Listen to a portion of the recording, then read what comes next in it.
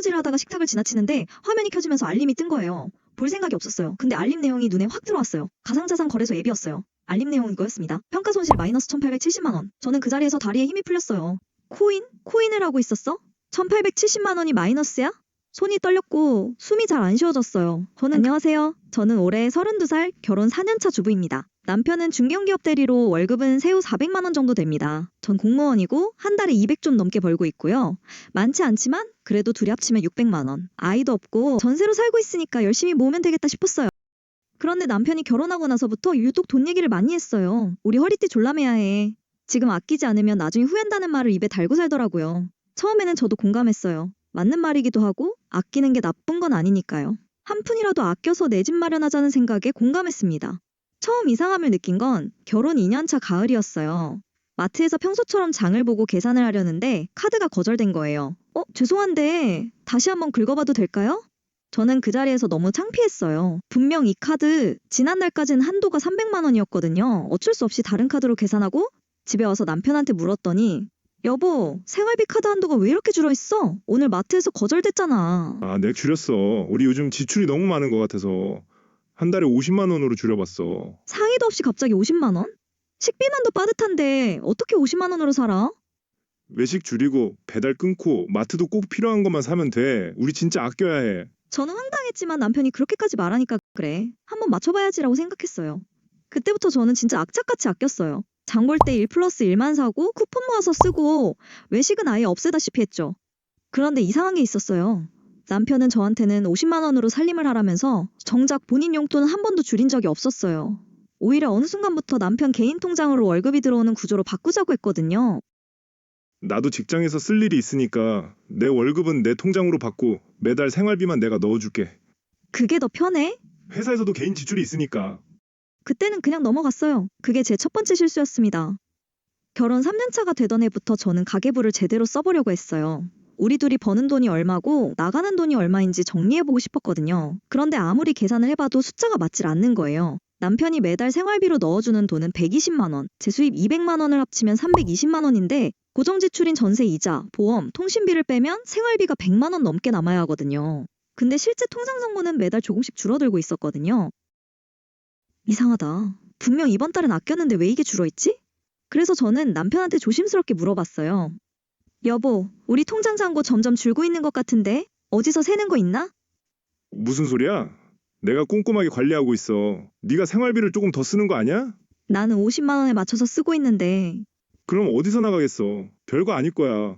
연말에 결산해보면 맞을 거야. 남편이 워낙 자신있게 말해서 저도 내가 빼먹은 게 있나 보다 하고 넘어갔어요. 그런데 이게 몇 달을 반복됐어요. 아끼고 또 아끼는데 잔고는 자꾸만 줄었고 남편은 괜찮아. 별거 아니야를 반복했습니다. 그 즈음부터 남편이 밤마다 잠을 못 자는 게 눈에 띄었어요.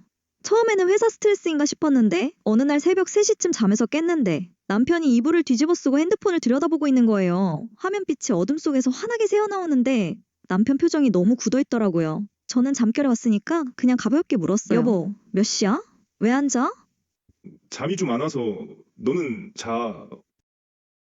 잠이 안 온다기엔 표정이 너무 심각했어요. 그냥 넘어가긴 했는데 그 이후로도 새벽에 자주 그러더라고요. 그리고 주말에도 이상했어요. 여보, 오늘 저녁 뭐 먹을까? 아무거나.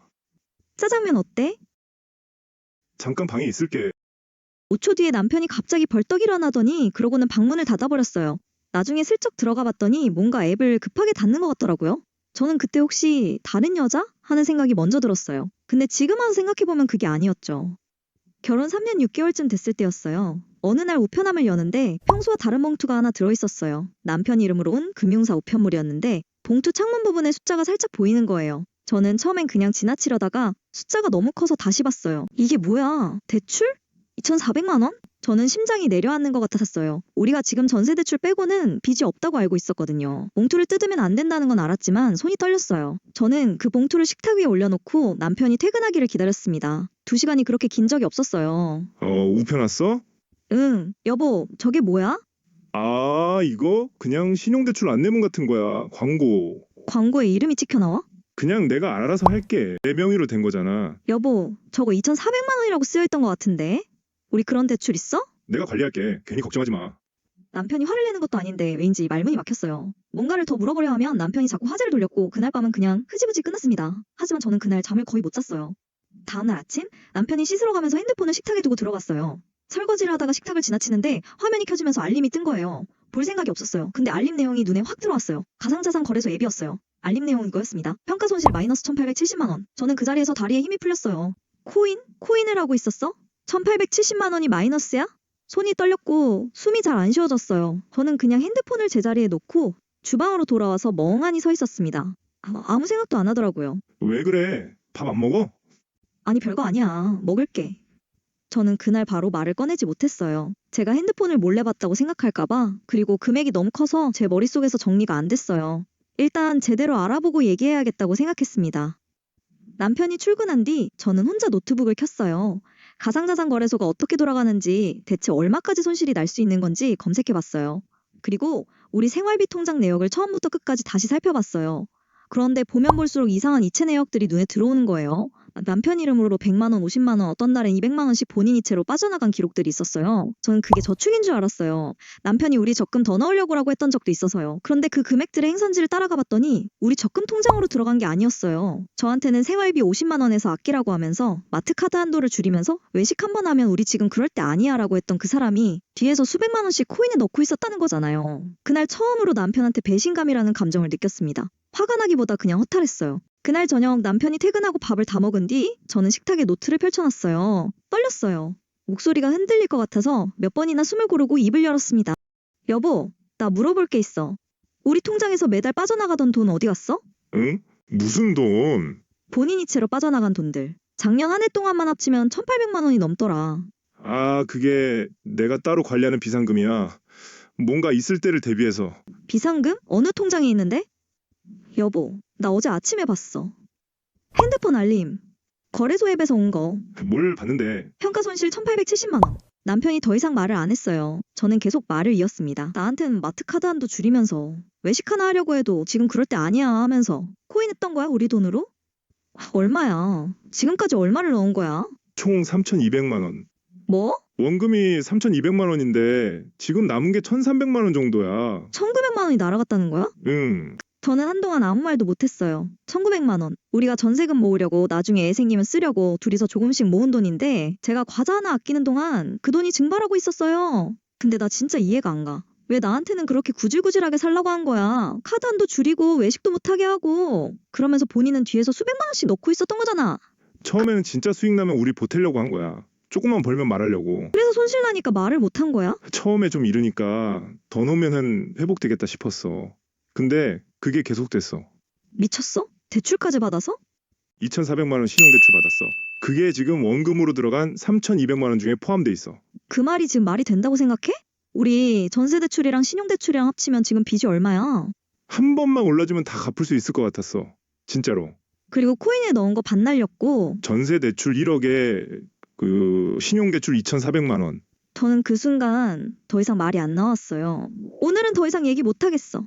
남편이 뭔가를 더 말하려고 했는데 저는 그냥 자리에서 일어났어요. 방에 들어가서 문을 닫았어요. 침대에 누웠는데 너무 눈물이 나오더라고요. 화가 나서가 아니라 너무 허탈해서요. 내가 1,000원짜리 할인 쿠폰 찾아다니고 마트 장바구니에 1+1만 담으면서 살아온 게 떠올랐어요. 그동안 나는 진짜로 아꼈는데 그게 너무 서러웠어요.